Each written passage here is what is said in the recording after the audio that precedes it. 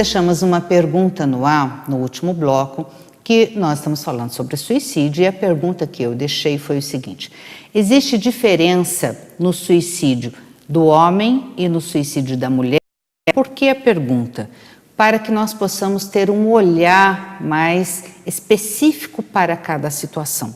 Existe diferença, Tereza Vera? Bom, as estatísticas, elas apontam mesmo que o número de suicídio é maior entre os homens.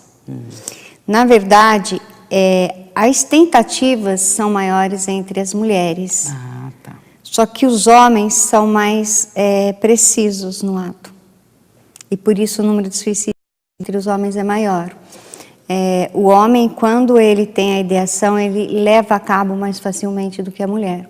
Então, apesar de ter um número muito maior de mulheres tentando, os homens são mais precisos. Acho que essa é a diferença, porque o sofrimento está presente em todas as faixas etárias, né? E tem aumentado. Por que a gente está falando que o suicídio é uma questão de saúde pública? Porque tem aumentado o número drasticamente, principalmente entre os jovens. Por que setembro, Tereza Vera? Então, o setembro, na verdade, o suicídio foi um rapaz, né, de um outro país, não me recordo, mas o que aconteceu? Ele tinha um Mustang amarelo, e era uma comunidade pequena, e ele era conhecido por todos, um rapaz muito agradável, e aí ele se matou. E ele vivia cuidando desse Mustang amarelo, aí ele se matou.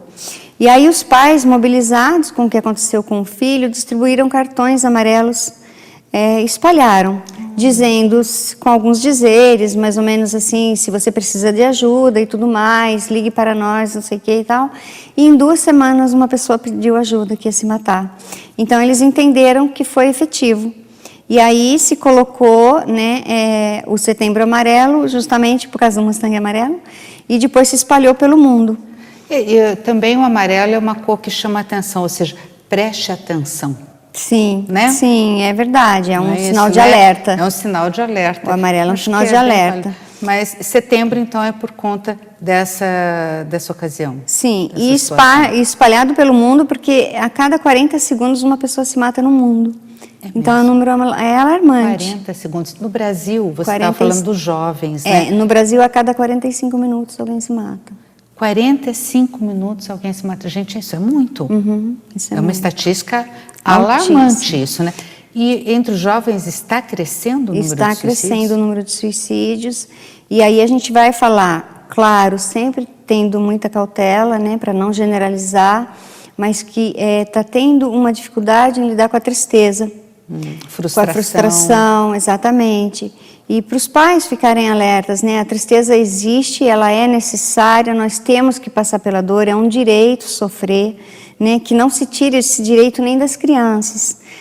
Então, eu acho que isso é construído. Então, desde criança, eu vou ensinar você que a gente tem tristeza, que a gente tem que passar por ela e tudo mais. E aí, quando eu estiver na vida adulta, na minha adolescência, eu vou lidar melhor com isso. As redes sociais, você tem vários amigos, mas quando você está numa situação, problema, você está só. Exatamente. A rede social é tudo muito virtual, né? Muito. E fora isso, uma questão que também é importante, a questão do bullying. Né? Eu acho que tem que ter uma atenção das escolas, da sociedade, inclusive, a questão do preconceito, da gente aceitar as diferenças mesmo e da pessoa se sentir pertencendo a qualquer lugar que ela esteja. Mas eu acho que, assim, o principal nós estamos afastando a tristeza da vida. Então, se eu estou em sofrimento, eu não tenho para quem contar, porque as pessoas simplesmente não têm uma escutativa para isso. Essa questão de escutar, todo mundo quer falar muito, mas escutar é mais difícil. Existe um treino para isso? A escuta, né, a escutativa é quando eu me coloco inteiro à sua disposição. E me colocar inteiro não é enquanto você fala, eu teclo o celular, por exemplo. É isso que eu ia falar, porque hoje em dia está todo mundo assim, né? O outro está falando, até o cachorro fica chateado. Você já viu? Eu, às vezes, estou no celular em casa e meu cachorro vem me dar uma bronca. Sim. Porque ele quer atenção, imagina uma pessoa, né? E a escutativa é exatamente o que você está dizendo, né? A escutativa não é eu falar de mim. Então, eu chego para te contar um problema, e aí você começa a falar, eu também aconteceu isso e tudo mais, mas eu estou falando do meu sofrimento. Então, o que seria o ideal, né? Que você parasse e me ouvisse apenas. E o acolhimento é isso. Eu te receber inteiro e me deixar de lado um pouco. E não é fácil, porque normalmente a pessoa quer colocar a sua visão, a sua experiência pessoal, quer achar que o outro tem que seguir aquele exemplo, né, de superação. Não, às vezes tudo que a pessoa quer é falar, né?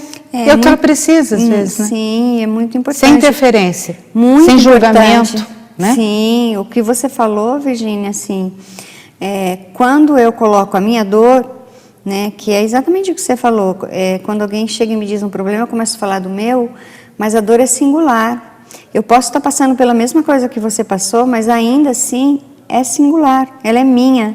Não tem nada, né? A Karina Okajima, que é uma suicidologista, ela fala, a dor é do sentidor e o sentido da dor é dele.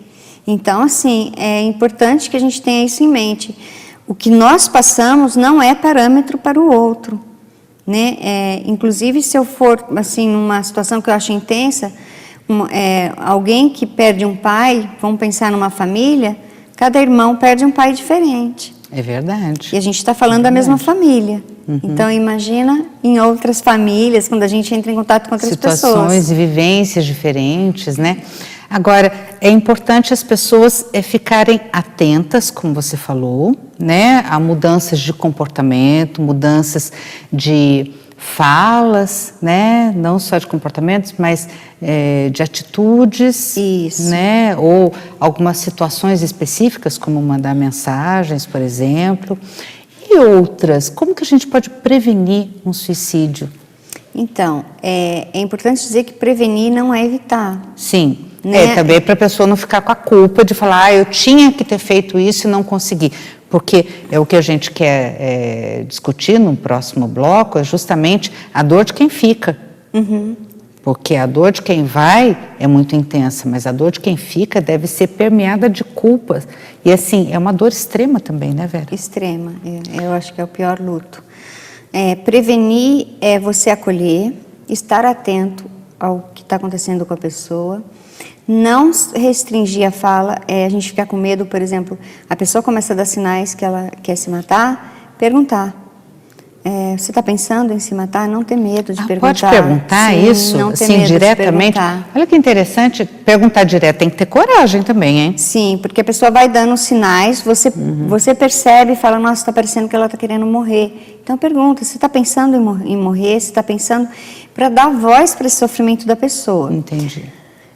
Além disso, claro, buscar ajuda psicológica e psiquiátrica. Esse é o principal, né? As duas ajudas são muito importantes, psicológica e psiquiátrica. De forma concomitante, né? De forma concomitante, as duas são necessárias. E a questão da espiritualidade, que ela não está ligada a uma religião necessariamente, mas ela está ligada ao sentido da vida, né? É verdade. Isso também é muito importante. Tá certo.